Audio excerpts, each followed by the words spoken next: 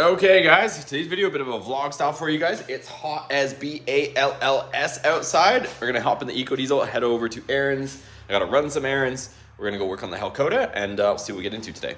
All right, so we're at Aaron's house. He's over there sanding on the back cab corner.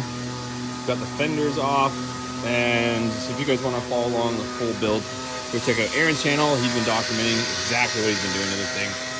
So fenders are off. I'm just here today because I gave him a hand lifting the bed off. And then what I'm doing is we've got the stock or the original fenders off, and any of the bracketry that I originally made, like this for the fuse box, and a bunch of different random stuff that I had to mock up. I am going to map that out on these, and then I've got my RivCert tool and whatnot, and I'm gonna go ahead and put those all in on the other one so that all my brackets and everything I can transfer over. So that's, and pretty much it. Here's the other one too. So got both of them. If you happen to be in the Tampa area and you need two front fenders, or if you want two front fenders, I've got them. They're in pretty decent shape. The only reason why we changed them is this one was aftermarket, and he had two OE fenders. And then on this one, most guys, if you're a Dakota guy, you'll probably laugh at this because most Dakotas are rotted out like crazy, but it just had a tiny bit of surface rust right here. And it also had the two holes on the side of the fender, so we would have to fill those. And I figured since Aaron had these two kicking around he wasn't doing anything with, these are two OE fenders. And the newer ones don't have the holes on the other side for the badges, like locating stuff for the Magnum. So they already don't have the holes here, so we figured we'd use these ones instead since we're not putting Magnum badges anymore. But anyways, I'm gonna map that stuff out and we'll see what else we get into today. All right guys, so it is actually the next day, a little bit of change of plans. Ended up wrapping up the stuff with the fenders, or most of the stuff, and then I was supposed to be going back to Aaron's house today. But I actually am going back to Aaron's house today, but for a different reason. I'm going to pick him up because I found a 4-post lift locally for sale. I kind of, and I'll get into this a little bit later, but I want to get a 4-post and a 2-post lift for the shop. But a 4-post happened to pop up, and one of the nice things about getting the 4-post first is I can kind of get a feel for where I'm going to be working on vehicles and putting them on lifts. Whereas the 4-post, I don't have to anchor it to the floor permanently. I can move it around and kind of get an idea for where I'm going to be working on something on a lift. And plus, it's nice to have both, and I'll get into the reasons why later. But right now, jumping in the Eco Diesel, going to get some cash, going to a shop that's selling one of their 4-post lifts. And then I was gonna bring my trailer, but me and Aaron discussed it. I think I'm going to just pay a rollback to pick it up and bring it over here. So see what we get into. Let's get going. All right, so we're gonna take the Eco Diesel. I know Aaron's gonna be disappointed because he wanted to take the Viper, but it's like an hour drive over to downtown Tampa where this thing is. And I kind of just want to be comfortable. I gotta stop at the bank and stuff first. And I don't feel like getting all beat up from the Viper right now and being just exhausted the rest of the day. Okay, so here she is, but unfortunately it looks like it's been repainted over, and the hydraulic ram underneath has made a big stain on the ground, so I think we're probably going to pass on this one, unfortunately. So it's got the wheels to be able to move it, but we were just taking some measurements, and I think it's going to be too skinny for what we're doing as well. The mirrors on the ram are barely clear on both sides. And you can see this is original gray color and it's been painted all over, so I think they're trying to flip this one and make a buck off us. So I'll have to walk, unfortunately. All right guys, so that guy definitely knows there's issues with it. He was kind of just like sitting there not saying a word, but obviously if somebody spent the time to like paint the whole thing, and you got to remember, I'm sure they probably put it up in the air and they saw things all wet, but I don't know if you guys can see that. There's a huge, right there, a huge stain right underneath there where the hydraulic ram is. And yeah, it's all messed up. Aaron doesn't approve.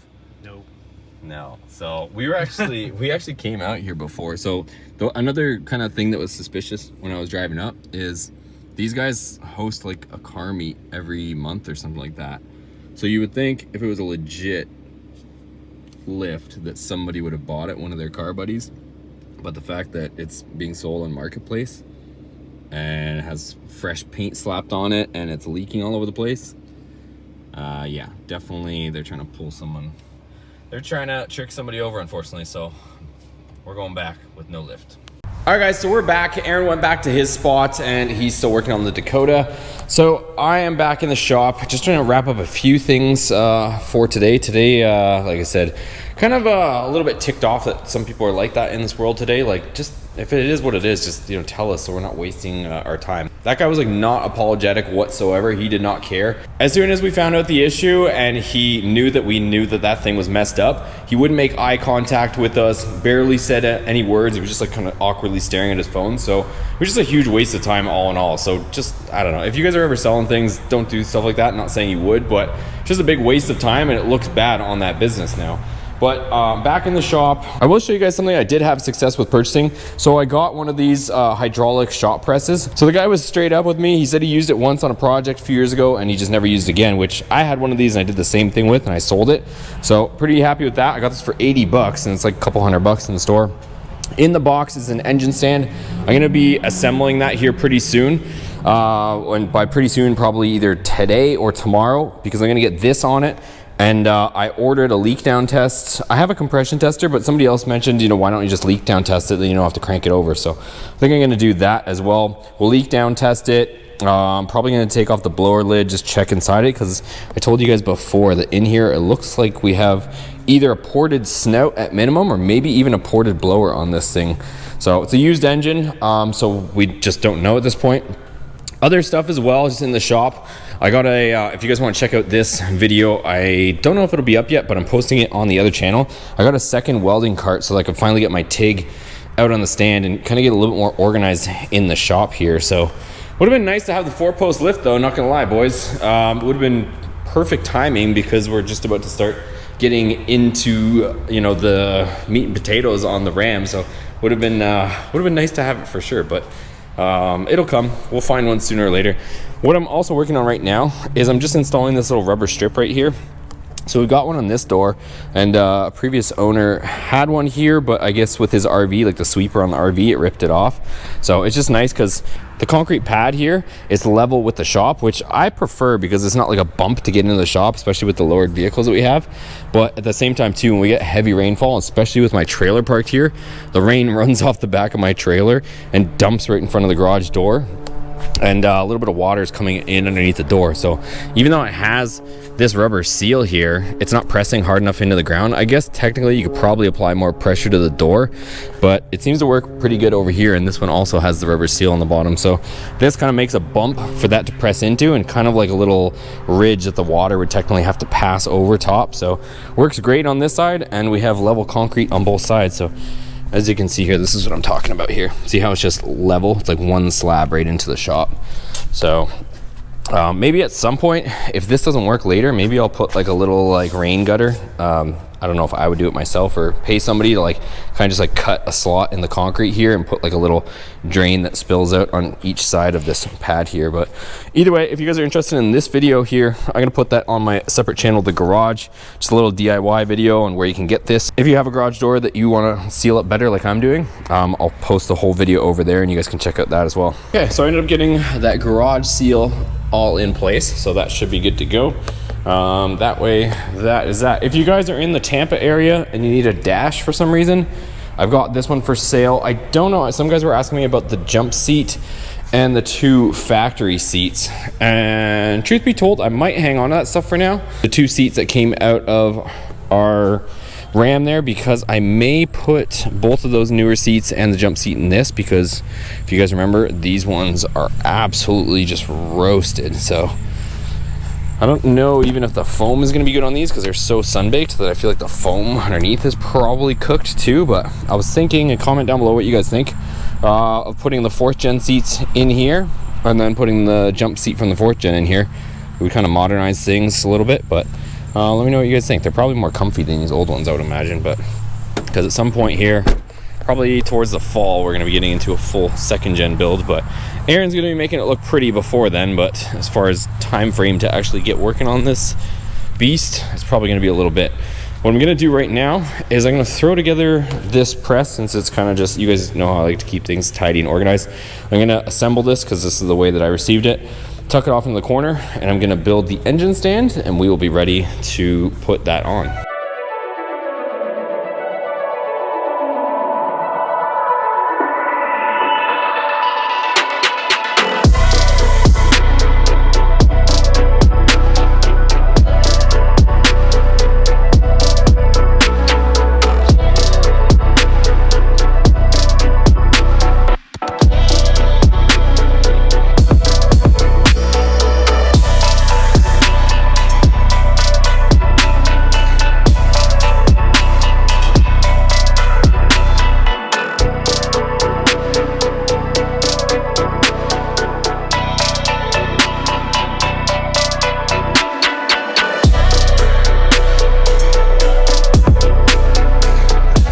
right, so I went ahead and now I got our shop press set up. So if you guys are wondering why I went ahead and went and got one, I always feel like I need one but don't have one. Other thing too is when we're doing all these like different bearing things, whether it's, you know, rear end stuff and all that, I do have some parts from Whatever It Takes Transmission Parts, sponsor of this channel.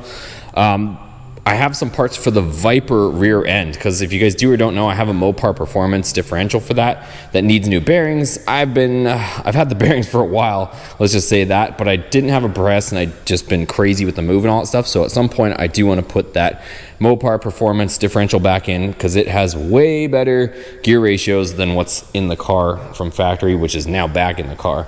So anyways, stand is done. So next video I should be getting this on here, really gonna start to focus on making sure this thing's good to go, ordering parts so that this can go in there. And then other thing too is, you guys know we're painting the Hellcoda, so we've got that on the go.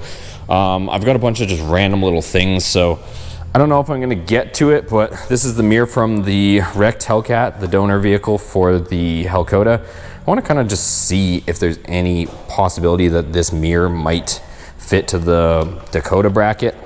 Highly doubt it will, but other thing we might mess with, I'm trying to find it, but in the move I seem to have, you know, I haven't fully unpacked all these boxes and stuff, but I don't know where the heck I put it. But I have another door handle, and I wanted to see if we could get, you know, on the newer cars, especially like the Rams and stuff, where you put your hand on the inside and unlocks, and then there's this little button right here. Well, this is the side from the driver's side that got absolutely annihilated, but you can see the sensor is still here. So I kind of want to hook it up to the, if you guys do or don't know, the Dakota has the full charger wiring harness in it. So that plug's going to be sitting there. So I'm kind of curious if I stick my hand, I don't know if the sensor's in this thing, just this little 2-wire thing, or I don't know if this 2-wire just goes to the button, but I'm curious if I hook it up, if I stick my hand in this sensor, if it will unlock the doors. Because if it will, me and Aaron were talking about possibly integrating this into the Dakota door handle so that functionality would work, which would be pretty cool. Other thing I have is I have the reverse camera from obviously the Charger that everything came from as well, same vehicle. I might see if I can put this in the tailgate handle, or maybe we'll try to integrate it somewhere in the tailgate. I don't know. I'll talk to Aaron and see what he wants to do as far as this, but you can see I do have it. I also have this, which is the original you know, light for the license plate. I don't know if we want to use it or not, or just stick with what I already have. Other thing I want to ask, if there's any welders in, you know, subscribe to the channel that follow this stuff. What I need to do, this is the Charger AC lines, and I do have this bulkhead fitting on the Dakota, but the problem is, because you guys know it's really tight on the firewall here, I need to cut these off and put different fittings on it, and then make my own lines up to here. So because I don't have enough room behind, you know, between the back of the supercharger and the firewall to afford this big loop that the factory has. So essentially you can see it comes over here into these connections. So what I need to do really is I need to cut this off, cut that off, and have somebody either TIG weld or I guess braze these connections on the other side, and put some sort of maybe flexible hose between the two so that I have these connections back over here and I can make up 2 lines from here to there. Comment down below if that's something that I can. I obviously have a TIG welder, but I am not. That's going to be some very, very skilled welding here. And of course it can't even have any small pinholes in it, otherwise it'll leak. But comment if a TIG welder could weld some sort of fittings on here that I could do hoses to. I've talked to Vintage Air. They said that they might be able to braze fittings, but they wouldn't know until I sent them this unit whether they can make it happen or not. So kind of what I pretty much have to do, I guess, is just send them this thing and say I need to go from here to here with some sort of rubber line. So I don't know. We'll see what they come up with, but maybe you guys in the comments might have some answers. So that's just about it. As far as other little updates, I've got 2 8.4 Uconnects here. They're going to be for sale. They're both fully tested. They have the codes for them, so I went ahead and did that for you guys. These ones don't have Uconnect, but they are just 8.4 Harman Kardon units. So these are going to be good for somebody. I also have my original bezel for sale. So I have this whole bezel. I haven't decided whether I'm going to sell just this piece separate, you know, because this piece for the 8.4 unscrews from here, and then maybe sell this premium gauge surround or stereo bezel separately. Maybe if there's somebody looking for just this, comment down below or send me a message. If you're just looking for this bezel but not this centerpiece, hit me up. I can probably sell just this, and then I'm sure other people just want this piece along with one of these. So hit me up if you guys are interested in that. As far as throttle bodies, they sold out quick. I'm gonna try to get more for you guys because you guys are asking. So that's pretty much it though. If you guys enjoyed this video, give it a thumbs up before you take off. Subscribe if you're new to the channel. We got a lot on the way. Hellcat swapped Ram, Hellcat swapped Dakota. What else can we Hellcat swap? We'll see you guys in the next one.